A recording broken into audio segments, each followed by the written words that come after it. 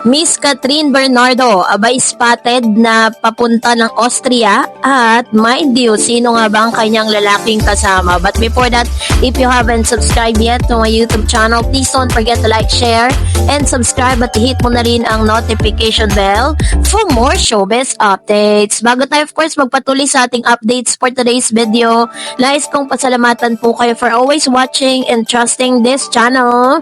Thank you so much sa inyong palagiang panonood at palagi ang pagsubaybay sa mga updates po natin. Maraming salamat po. At ngayong araw, let's talk about this one dahil kumpirmado na ang Catherine at James Reid ay magtatambal na, no?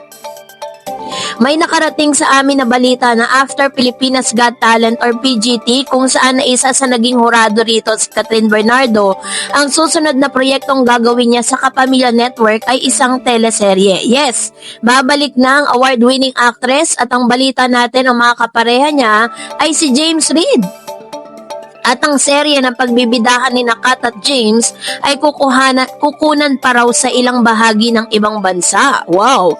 First time na makakatrabaho si Catherine at James, bagong putahe, ika nga, siguradong matutuwa ang mga fanay ni Kat na muli na naman siyang mapapanood sa isang serye. Ang huling serye na ginawa ng dalaga yung Too Good to Be True 2 years ago na pinagtambalan nila ng ex na si Daniel Padilla. Ang huling serye naman na ginawa ni James ay yung Till I Met You noong pang 2016 kung saan katambal niya rito ang dating kalab team at karelasyon na sina Miss Nadine Lustre. So ito po yung isa sa mga balitang pumapatay at nagkakansela doon po sa balita na magkakaroon po ng comeback movie or teleserye ang Katniel. Kasi wala pa po talagang napag-uusapan at wala pa pong mga parang balita na magkakaroon nga sila ng comeback, no, na movie or teleserye na kung saan bibida silang dalawa. Pero ang kinumpirma po ng ABS-CBN at ng ilang mga online news ay ang pagtatambalan nga nitong si Catherine at si James Reid sa isang teleserye. Hindi nga lang natin alam kung anong genre pa yung gagawin nila. Drama ba to? Romantic comedy? Or actions ba to? Or what? Diba? Yun yung pinakakaabang-abang, no? At the same time, syempre, inaabangan din kung anong magiging character ni Miss Catherine Bernardo sa nasabing teleserye. Ganon din naman si Mr. James Reid.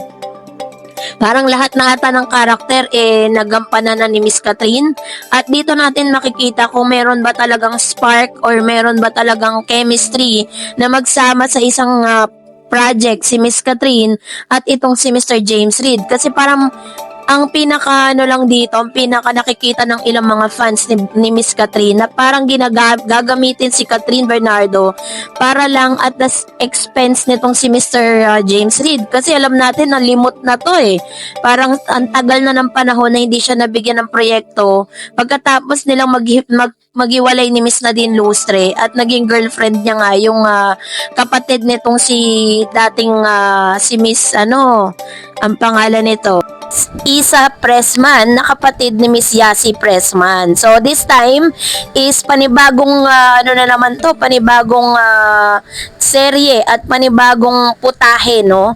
So this time, eto na, let's talk about our main topic for today's video kasi matapos nga po na isang video ang inilabas niyang IB Clinic kung saan si Miss Catherine Bernardo ay dumalaw dito para po sa treatment na lagi niya pong pinapagawa dito, no? Yung talagang pang-firm ng skin sa face at pangtanggal ng mga taba sa face.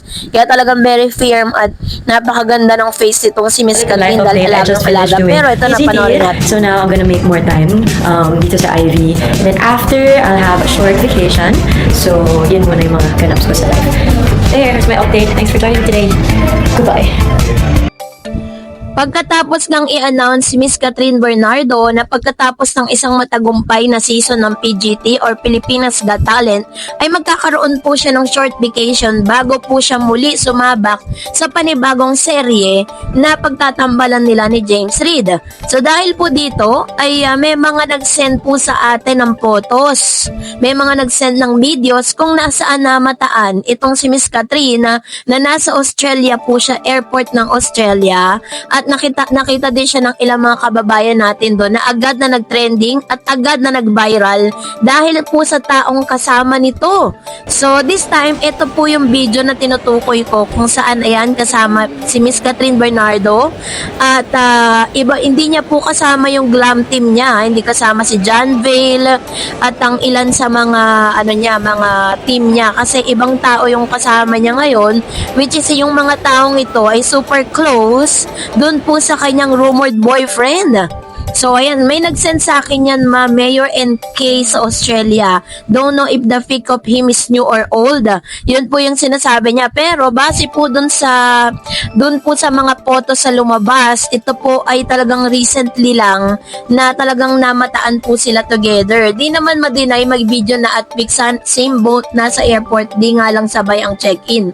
Dati si John Bill kasama ni Kat pag umaalis, pero now si Dan at Justin Benitez na kasi ni Mark ang kasama niya. Posibleng si Mark nga, no? Ito yung kanyang photos. Yan, papunta sila ng airport ni netong si Dan nga, no? Yung Dan na sinasabi nila. Yun daw ang kasama ngayon na sinasabi ng kaasin nga netong si Mr.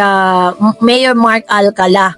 So, parang ito na ata ang confirmation, doon po sa kahit anong pagtatago nila. Tapos, ito pa yung picture kung saan nakita naman na magkasunod silang nandito po sa airport ng Australia, which is napaka-imposible na nagkataon lang yung picture na yan. Bakit alam naman natin na talagang sila yung nagchichismis po sila patungkol sa kanilang relasyon.